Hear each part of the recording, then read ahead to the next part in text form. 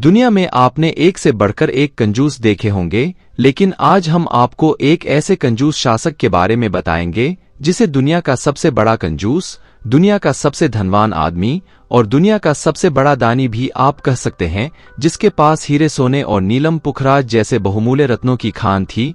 सोने की ईंटों से भरे ट्रक बगीचे में खड़े रहते थे।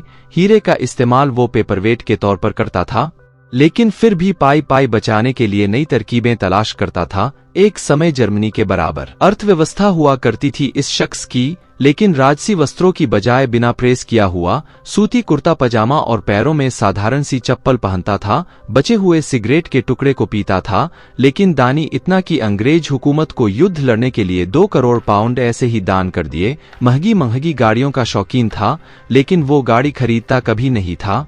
इतना ही नहीं, इस शख्स के किस्से तो दुनिया भर के बड़े बड़े इतिहासकारों ने अपनी किताबों में दर्ज कर रखे हैं। अब आप सोच रहे होंगे कि यार यह कौन है, किस देश का रहने वाला है, क्या नाम है? तो मैं आपको बता दूं कि यह कोई विदेशी नहीं बल्कि भारतीय है। ये हिंदुस्तान की सबसे बड़ी रियासत है हैदराबाद के निजाम और उस समय धरती के सबसे रईस व्यक्ति मीर ओस्मान अली खान थे, जिनका पूरा नाम मीर असद अली खान चिनचिलिज खान निजाम उल मुल्क आसफ जाह सप्तम था। यह हैदराबाद के 7वें निजाम थे। ये 1911 से लेकर 1948 तक हैदराबाद पे इनका शासन था। यानी आप यह भी कह सकते हैं कि भारत की आज़ादी के समय पर अपने रियासत को भारत में विलय करने के लिए बहुत आनाकानी कर रहे थे, क्योंकि यह पाकिस्तानी प्रेम में पड़ गए थे। दोस्तों, आज हम इस वीडियो के माध्यम से हैदराबाद के निजाम की सारी अच्छाइयाँ और बुराइयां दोनों ही आपके सामने लेकर आए हैं।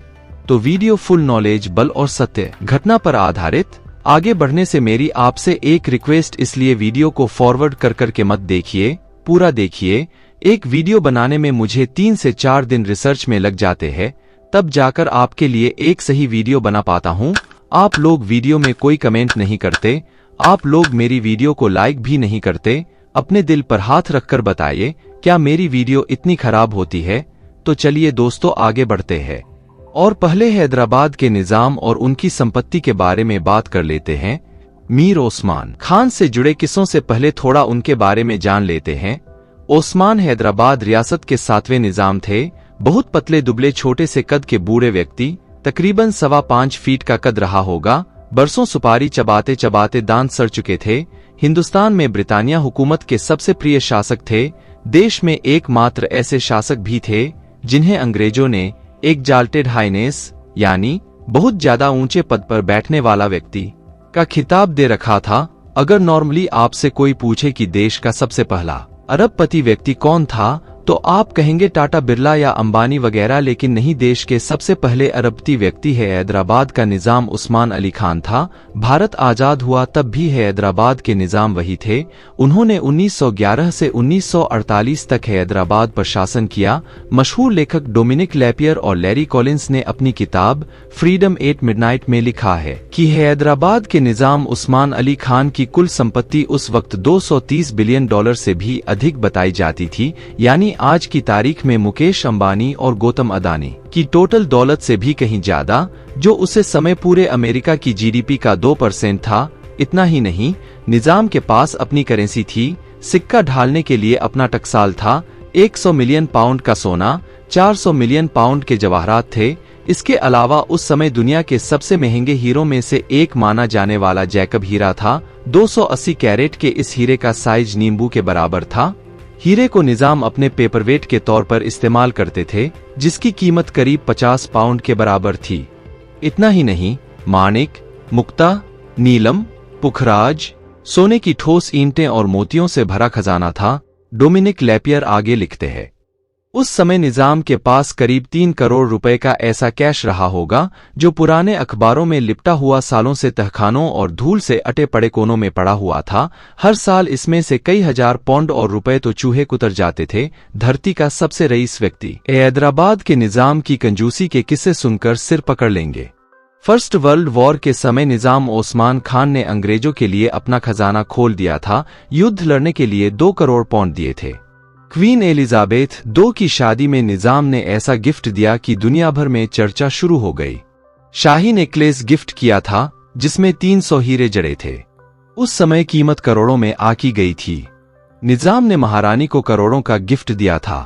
इतिहासकारों की माने तो निजाम केवल और केवल ब्रिटानिया हुकूमत के लिए बड़ा दिल रखते थे, क्योंकि वो अंग्रेजों को अपने करीब रखने की जरूरत और मजबूरी दोनों को अच्छे से समझते थे। चलिए थोड़ा सा इतिहास भी जान लेते हैं। 1767 में अस्थायी रूप से मैसूर रियासत, जो अब कर्नाटक राज्य के शासक है, हैदर अली का पक्ष लेने के बाद निजाम अली ने हैदराबाद में ब्रिटिश आधिपत्य स्वीकार कर लिया। मसूलीपट्टम की संधि 1778 से उनके प्रभुत्व में एक ब्रिटिश रेजिडेंट और सहायक सेना स्थापित की गई।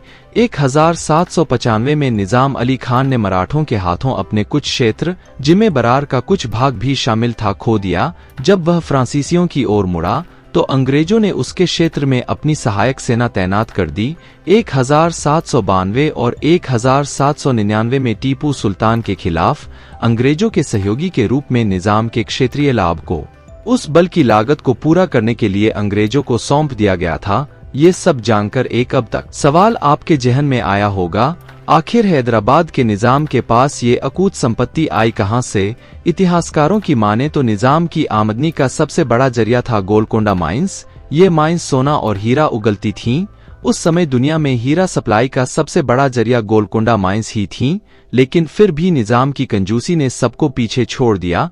तो आइए दोस्तों, हैदराबाद के नवाब के कंजूसी के किस्से भी जान लेते हैं, जो दुनिया भर में मशहूर है।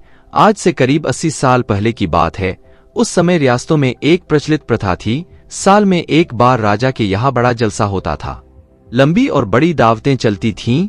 इसके बाद ये राजा के यहाँ आए लोग उन्हें नजराना पेश करते थे। सांकेतिक तौर पर राजा को अशर्फी पेश की जाती थी। फिर होता ये था कि राजा अशर्फियां को छूकर ज्यों का त्यों वापस कर देते थे। देश की हर रियासत में यही होता आ रहा था, लेकिन हैदराबाद के नवाब साहब की रियासत में ऐसा दस्तूर नहीं था। यहाँ जलसा तो होता था, लेकिन इसके बाद वाला बाकी रियासतों से अलग होता था। दरअसल नजराना पेश करने के समय राजा अपने सिंहासन के पास एक पोटली बांध लेता था। जैसे ही दरबार में कोई व्यक्ति अशर्फी राजा की तरफ बढ़ाता, राजा उसे लपक लेता और पोटली में डाल लेता। एक बार राजा ने नजराने में पेश की गई एक अशर्फी उठाई ही थी कि वो उनके हाथ से छूट गई। अशर्फी खनखनाती हुई सीवियों से नीचे की ओर लुढ़कती चली गई। फिर जो हुआ उसके चर्चे पूरे देश में कई दिनों तक होते रहे। दरअसल राजा अपनी कोहनियों और घुटनों के बल रेंगते हुए उस अशर्फी के पीछे दौड़े। अशर्फी सीवियों से नीचे खड़े एक व्यापारी के पैरों से टकराकर रुक गई। राजा ने उठाई और वापस जाकर अपने सिंहासन के पास रखी पोटली में डाल दी। कई इतिहासकारों ने ये किस्से लिखे हैं। ये लोग बताते हैं, निजाम मीर ओस्मान अली खान बहुत ही मैला सूती पजामा पहनते थे और पैरों में बहुत ही घटिया किस्म जूतियां होती थीं, जिन्हें वो बहुत कम पैसों में बाजार से मंगवा लेते थे।